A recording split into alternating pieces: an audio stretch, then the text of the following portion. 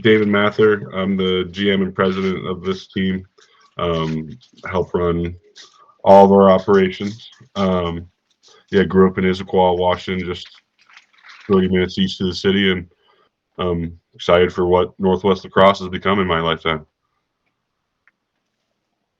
My name is Travis Mowry. I'm a current team captain for the Seattle Kings. I'm also a board member and originally grew up in Southern California. Was able to transplant up here to Bellingham due to work and the missus being from up here, which is nice. And played in Canada for a little, for a little while, and happy to be a part of Pacific Northwest growing and being a part of our men's league and all of our youth programs as well and stuff, and taking all of it to the next level up here. It's awesome.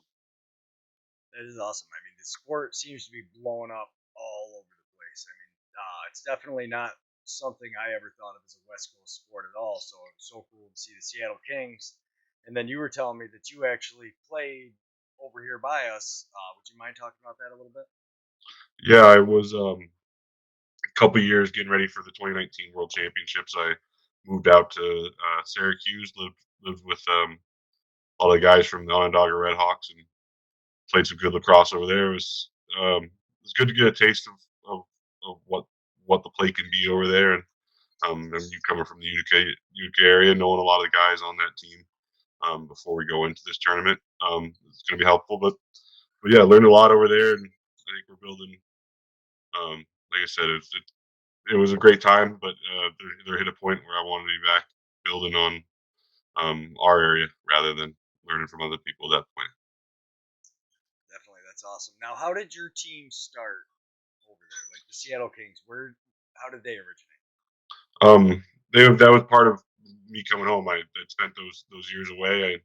I drew up on my way out there. Actually, I knew it was going to be temporary. I drew up a potential roster and a logo, and kind of had it sitting in the back of my mind for the two seasons I played for the Red Hawks, and getting cut from the Riptide. It was time to come back home, and we put in the work to make it happen. We would have played 2020 that first year, but with COVID shutting us down, we had to wait a full summer and play the next year, last year, the IBLA, make it to our first nationals, and I think we did well. We beat some teams from the city, from the Maryland area, and yeah, put up some good fights against, I think, some of the best teams in this country. That's awesome. And Trevi, have you been a part of the team since since the origin? Yeah. Luckily, with me being in this area, again, I'm a little bit further north than Seattle, right? I'm actually just about 20, 30 miles below the Canadian border. So I was playing, like I said, playing up there for a little bit, and then it was great. I reached out to Dave because I saw, there are these teams and stuff, and I was like, it'd be really nice to, to do what I've done in Canada, but come down and do it with guys in my area, in the States and stuff, and really grow the game and everything. And reached out to Dave, and Dave said, heck yeah. And, we had a couple text messages and a phone call later, and we've been together ever since. So he always jokes his wife made fun of him for thinking that these guys would want this old man. Sure enough, he was the number one guy we wanted on the back end of it. Yeah, that definitely seems to be the case. That's one of my favorite parts about this league, though, is you have some 20-year-old like savage kids coming out of high school in college shape, and then you have all of these adults with careers and families and lives, and they're competitive with them. It's just it's so crazy to watch it all. I love how fast it seems to be growing, especially around us with the as far as how many teams in the league and the competition within the league. How was your league? How many teams are in your guys' conference? There's the four of us: the Seattle Kings, Tacoma Triton, which is a new team this year. The two teams that preceded us were the Everett Express and the Portland Voodoo. I think the whole region's coming along. Tacoma had some growing pains with their first year, but they showed some sparks. Portland was the perennial winner before we showed up, and but I was really impressed with that Everett squad this year, where they came back to battle and to give us some really tough games, and showed a lot of heart and seemed to have it click for them. But yeah, I think it'd be interesting to see how a couple of those teams could do out here as well. I think we got a good region coming. That's awesome. And what was your record on the season? 11-0, including the finals. That's pretty impressive record. Yeah, it went well. Like I said, there was a couple games down the stretch that we really was a wake up call for us, and it's not just there's no rollover games in our division. It's you got to show up and compete, and that's what's going to come down to at nationals too. There's eight good teams coming. And I think anybody can beat anybody on any day, and just turns out who wants it more and who's going to show up and compete here. It's a bit of a trip for us. I think there's no real good direct flights from here to Columbus, so we're actually flying into Cincinnati. We'll fly out at 8:30 Pacific time on Friday morning, and we'll end the game with a game against the Westminster Wild that night. So it'll be a long trip for both teams. They're driving in that day as well, but yeah, we're excited to get things going. It's going to be a quick tournament, 48 hours in total, and yeah, you got to win some games to win the championship. Yeah, there's a lot of games. How long does it take you, Trevi, just to get to Seattle, to get to the airport, to fly to Cincinnati? So I'm about, on a good day, I can get down there in about an hour and a half. On a bad day, it could be 4 hours. It kind of stinks, but hey, it's it's all worth it, and like super excited, and just get to do this stuff with such a good group of guys, and just being able to travel and do cool stuff with good dudes is really what makes it a part of it. And it's actually kind of cool because I also coach high school lacrosse, and a couple of my kids are like, "Oh wait, where are you going? You guys are in Florida last year, and oh man, you're in Ohio this year." We're like, "Yeah, man, we're doing it. We're doing it to the best of our abilities, man. We're doing cool stuff." And so they're like, now some kids that are like, "Man, do you think maybe I could try out next?" I might be losing him, but one of the big things Making is everything awesome. yeah, one of the big things we're building here is we've got a good group of guys, probably over a third of the team who have played up north at this point, and we've all made that drive back and forth, 2 hours, 3 hours, 4 hours each way, just to be playing lacrosse at that high level. So bringing it down to the states where, I mean, when I was in high school, I'd take off from school a little early so I could make it up to my games up north, and I want to build. We're building a space where those kids aren't going to have to travel like that. It's going to be just building a community down here. Oh, there he is. He's back. Perfect. That was fast. Just need So a you little were saying reboot. about the commute, being able to save, and we lost you kind of talking about coaching the high school kids. That is a big thing. This being able to stream without being behind a paywall. I know several of the Yetis players. They coach Whitesboro, New Hartford, all the local schools. I think that's really going to help you grow because, like you were saying, there's so many kids. Can I try out? My nephew already, he's 15, and he is chomping at the bit to get down with the Collar City because I actually live a little closer to Collar City than I do to Utica. And yeah, he can't wait. He loves watching those guys. And I know, like, what you guys do just from the clips I've seen and watching I am so excited to see this national. It is so impressive, the level of talent that is in this league. It blows my mind. Passion that's played by these players. Because, I mean, when you watch, there's people laying out. People like my wife who never played lacrosse and don't really understand that feeling. It's hard for them to understand because she's like, wait, he's got to go to work on Monday morning, right? But, yeah, he's laying out and getting, yeah. Trav? It's the best part about lacrosse and the spirit around lacrosse and the true heart in lacrosse, that I think, that comes with a lot of us that play this is really for the love of the game, right?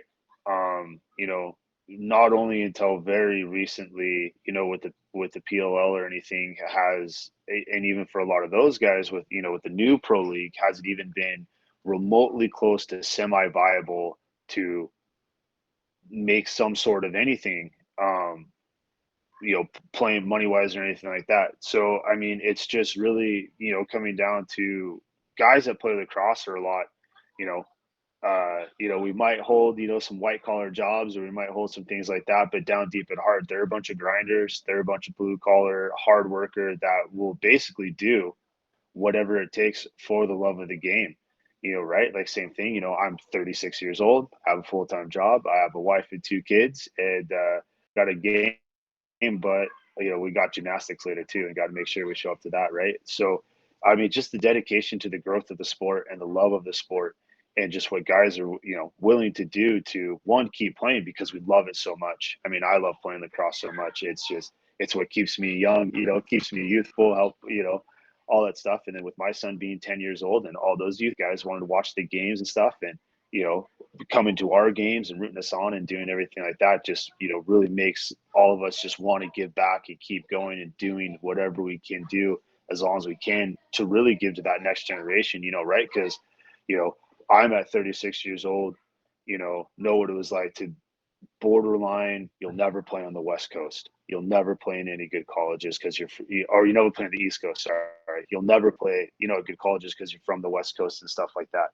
And then to be able to work our way up and do this, we're just I just think we're a standard group of guys that are just so used to giving back and coaching at a young age to give back to the community, because you were coached by high school guys when you were youth and stuff. It's kind of just ingrained in us, and it's just kept us to the years, and it's just a real good group of guys, like no matter what, really just keeps us going.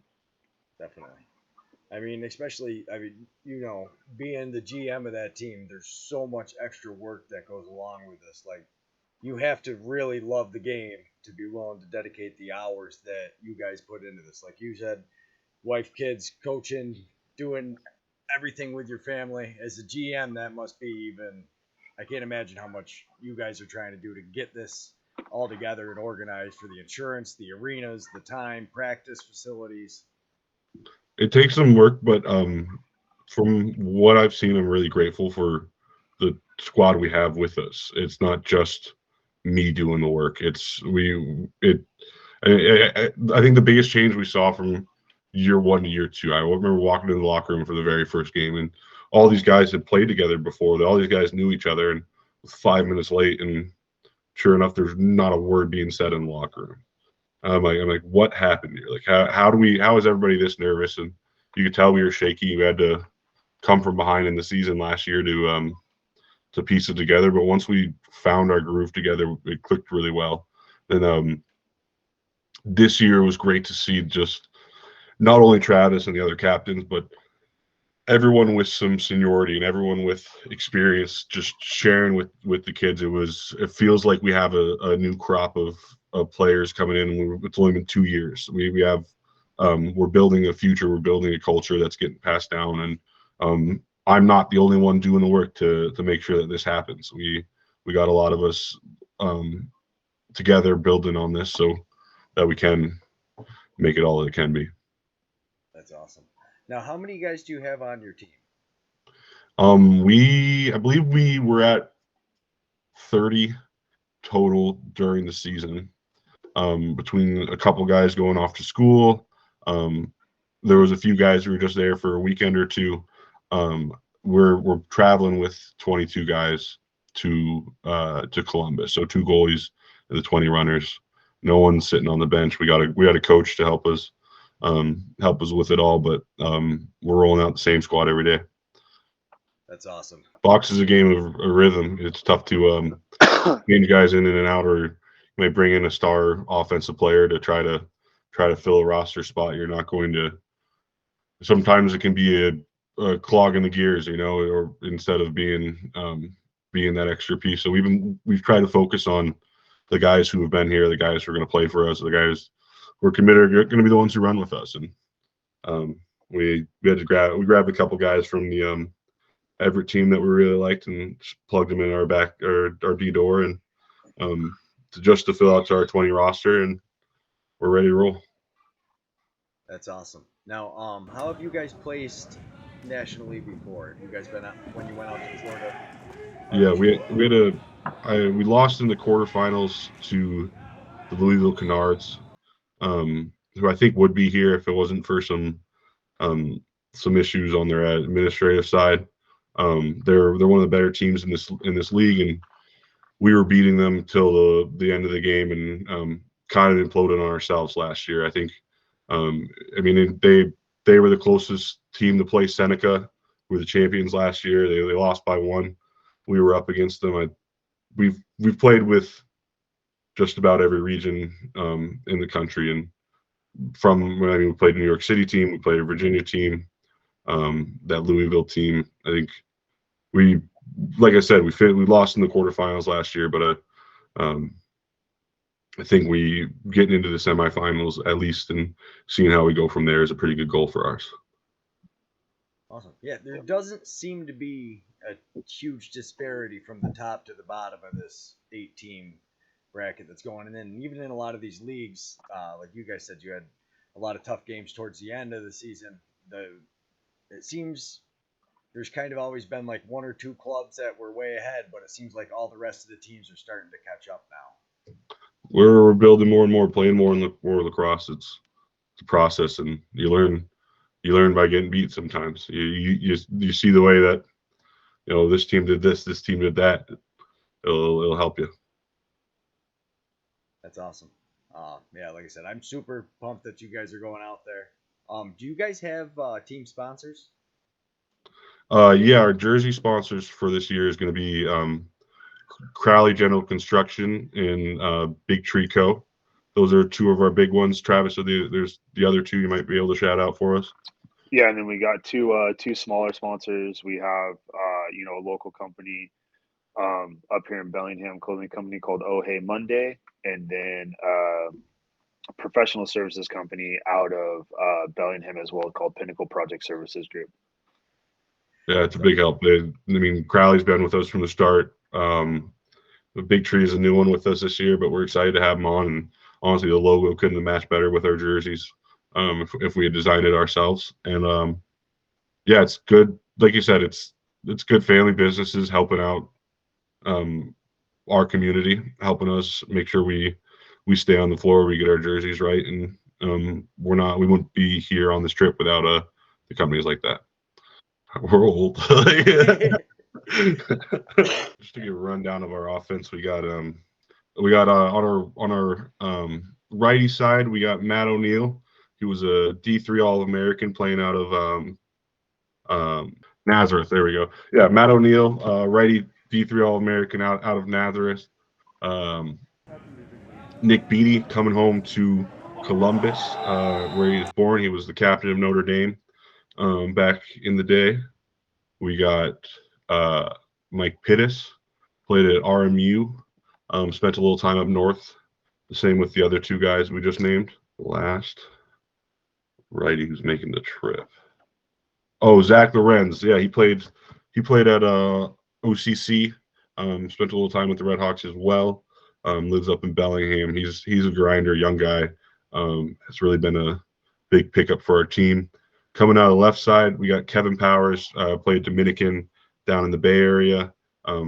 The 2 rookie, I think all rookie team or something like that. Connor White and Connor Carlson. Those are our 2 youngest guys who are trying to make a bit of a name for themselves. Connor White has spent most of his high school career and since playing up north. Is one of the few American guys who's made it stick up north playing offense, and is an absolute grinder. Connor Carlson, we picked him up from the University of Washington team last year. He's looking to make his way up north after getting his first taste of it. There's a lot of those guys that we picked up for the first time this year that maybe didn't know as much game 1, but every game stuck with it, asked the questions and made it work. Then Chris Ledgerwood, rounding out our lefty side. Yeah, I'm the starting goalie. We also got Ryan Ranke to help fill out the lineup. He was kind of the area goalie before I came back, and a good player. He's made it. It reminds me a bit of myself, the way that he's kind of sorted out his own playing style. It's something about American goalies. Like, we don't have a goalie ahead of us to look up to learn out. Most of these guys are making up as they go along, and honestly, I miss playing that way back in the day. It was fun just to throw my body at the ball and find a way to keep it out. And now I'm thinking not thinking too much. I'm thinking the right amount, but it's thinking about my positioning and how to do the work before to make the save easier versus winging it. But glory days, Yeah, he just loves it. That's what I'm talking about. That kind of passion. And you see, one of the IBLA championships, the Philly Funk won it, and there was a goalie like that who you saw him lifting the cup, crying. It matters to these people. Yeah, it really does.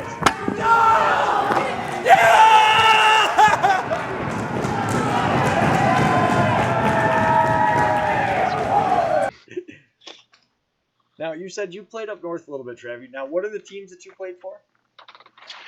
So I got a little stint for Langley Thunder Senior A, and then I got sent down. I played Senior B for the Abbotsford Valley Rebels for a majority of my career. Bounced up to practice with some Senior A teams a couple times. In the, what do they call it now? The WLA, and then the Senior B is a WSCLA, something like that. And yeah, got to do that. It was great to be able to do it. Taking advantage of that opportunity again with moving up here and being such close approximation to Canada. It was really great to get an opportunity to do that. And same thing, not getting a little taste of box, a little taste of this with growing up in Southern California, because guys would obviously, get opportunities to come down there and work. So it was great to like, oh, what's this? What's that? And learn a little bit, and then, get close and get to use it, which was a lot of fun. So get to be a part of doing all that type of stuff, which was, it was great. Definitely eye opening, with being an American player and going up there and just learning literally a completely different game, and it was great fun opportunity. Yeah, that's awesome. Yeah, that whole junior program, trying to explain that to anybody who at least I had an understanding of how junior A, B, and senior worked. Trying to explain that to my wife when I was like, oh, the WLA and the rest of it, and this is the American version. She's like, okay, what do you mean? Yeah. Yeah, it's definitely interesting, especially when when I started playing up there, in my early 20s and stuff like that, to where, you know, I don't want to say a little more strict than us, but because Dave played up there as well, it's like it's professional, amateur, whatever you want to call it, but it's like, oh man, this team owns your rights. You can't just get fed up and oh, I'm gonna go play for the Adenauks now because I don't like you guys. It's like, nah, man, you signed a card. This team owns you. Like, they either trade you, or if they want to be mean, they can hold on to your card and you can't play for anybody else. And or they could even block book you if they wanted to. Put you on the old blacklist if that happened. But yeah, it's great to see, and then talking with these youth guys, right? The opportunities, like, hey, you can try junior, try this senior, you know, you can play senior B, senior A and stuff, and try to get these guys some more opportunities to come up here and do it. I'm just glad to see like the NABLL growing, and now necessarily you don't have to send the kids, like you said, up into the juniors and seniors. But it is nice now that when we will hopefully send some high school kids up there, they'll at least have a bit more of a clue going into it instead of that just blind feeling. No, I played attack. I'm really Yeah. Oh yeah. Yeah, it's a bit of a learning curve, but it's there. definitely. Um, there was something else I was going to ask. Oh, what teams did you play for, Dave, when you were up in juniors? Oh, I bounced around a lot. I started in Coquitlam with the Adanacs playing junior A. My coach had coached our third year since they were mini tykes, and the goalie who had won them all the national championships as a kid decided to come back, and so I hit the road to Burnaby to Delta back to Burnaby, and then that's when I really hit my stride that third year in Burnaby. Made it senior A with the Langley Thunder. Took a couple years off, play some rugby, and then Onondaga Redhawks. That was my CLA playing experience. That's awesome. And it's crazy. I live like 2.5 hours away from there, and I'd never heard of box lacrosse until way later in life. Yeah, it's a great sport. It's crazy. It's awesome to see how much it's growing. Yeah, you guys are definitely, and I think it's no small part due to what people like you who are dedicating all this time. Again, thanks for taking the time to talk to me about this and allowing us to stream all this because, yeah, this is awesome. Yeah, thank you for streaming all this and getting it out there. I know we had last year. We had like we were saying, we had Travis's kids and the guys he was coaching. We're getting videos sent from them going nuts when we were winning games and stuff like that. It means a lot to the community to get to. It means a lot to us to represent the community, and I hope it means the same to the community that we put on a good show for them. I'm sure it does, and especially if you're coaching high school kids, I know they love seeing that. They're like, "Oh my God, look at Coach!" Oh yeah, they've already asked. They're like, "Yo, is it gonna? Where's the link? Send me the link." Right? Like they're already ready to go. So yeah, I can't wait to be able to show them a broadcast. He actually did put all the live streams up. So if you click on, it's a pain in the ass to try to find them through YouTube, but if you go through the website and click their YouTube link, it'll bring you right up, and you have all the games, times, and everything. There we go. Awesome. Cool. Yeah, because it looks like what you guys play the Wild. Is that your first game? Yeah, 9:20 Eastern we play the Wild.